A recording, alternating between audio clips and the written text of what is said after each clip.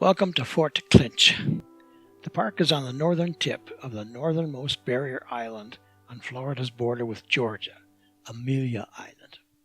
It was meant to guard the entrance to the St. Mary's River, the Amelia River, and to Cumberland Sound.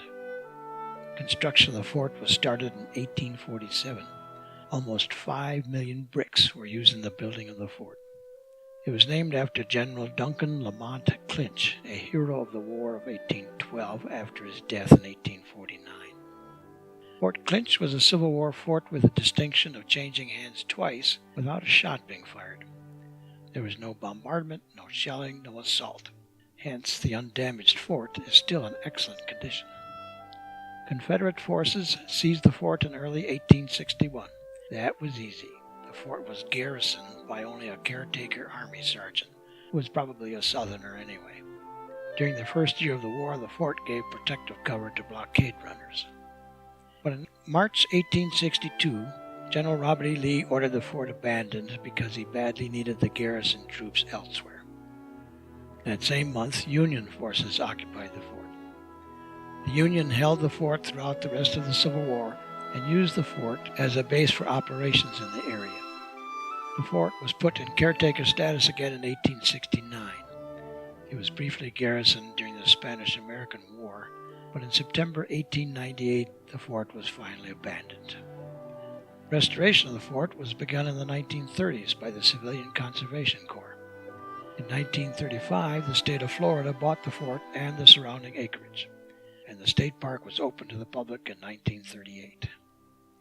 Note the pentagon shape of the fort, typical of that period. The entrance to the fort is to the right, on the long side called the gorge. There are bastions at the corners and inner and outer brick walls. I visited the fort in March of 2014. It was a wet and drizzly day, so I had the fort to myself except for one park employee who was collecting all the glass lamp chimneys for cleaning. Here I am walking toward the entrance to the fort. Getting closer, note the bridge to the sally port. Looking to the right from the bridge,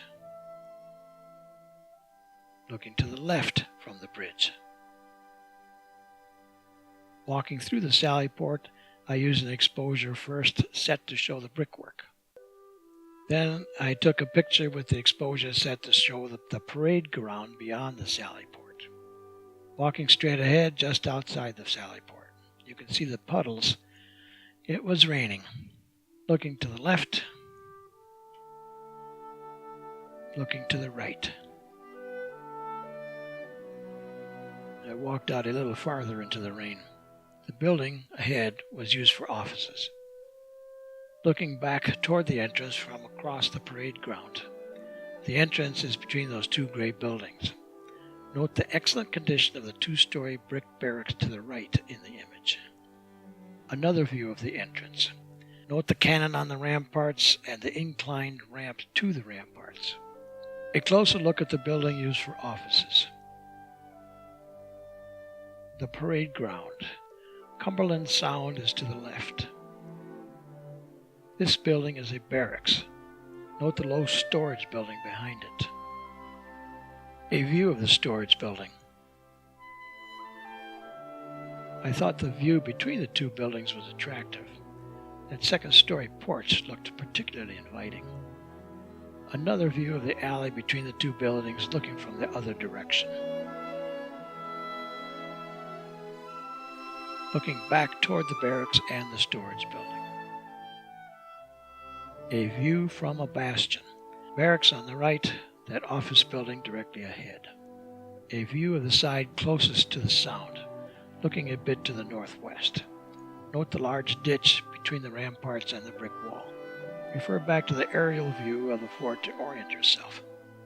Barracks on the left, office building on the right. Another view of the parade ground. There were no signs explaining what buildings would have sat on those foundations.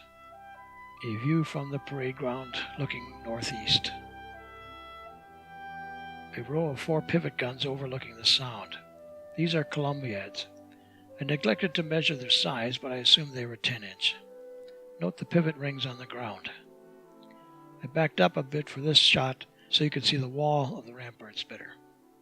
looking out over Cumberland Sound. Cumberland Island is in the distance. A view of the pair of guns from farther down the line. Looking at the same row of 4 guns from the other end of the line. Looking at the business ends of the guns. Here is a rifle embrasure in the brick wall. Narrow at the exit to provide a small target, but wide inside so the rifleman could pivot for a wide field of fire. This is the view of the beach that a defending rifleman would have. The same row of 4 guns from a different perspective. A view of the beach from one of the bastions. Beach, brick wall, bastion, ditch, ramparts, and guns. Another view from a bastion. I was very impressed by all the well-done brickwork. 5 million bricks. I took this picture from the top of some steps. Here are the steps. I love the brickwork. A view that a defending rifleman would have of anyone attacking the outer wall. The ditch. The ramparts contained rooms underneath. Some beautiful brickwork. More gorgeous brickwork. An indoor latrine. The beach. The brick wall and beach.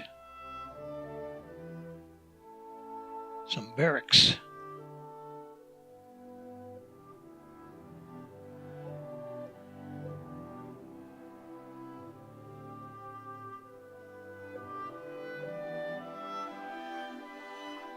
Another barracks room. Note that little room straight ahead. Perhaps that was for a non-commissioned officer. Here is the little room. And here's a view out the window of the little room. This is a unique hallway. A tool room. This is the commissary looking to the left. This is the same commissary looking to the right. This is an office looking straight ahead. The desk is labeled Quartermaster Sergeant. This is the same office looking to the right. Note Grant's picture over the fireplace. This is a guard room. This is an officer's mess, I think. Here's another mess room. This is laundry, looking straight ahead.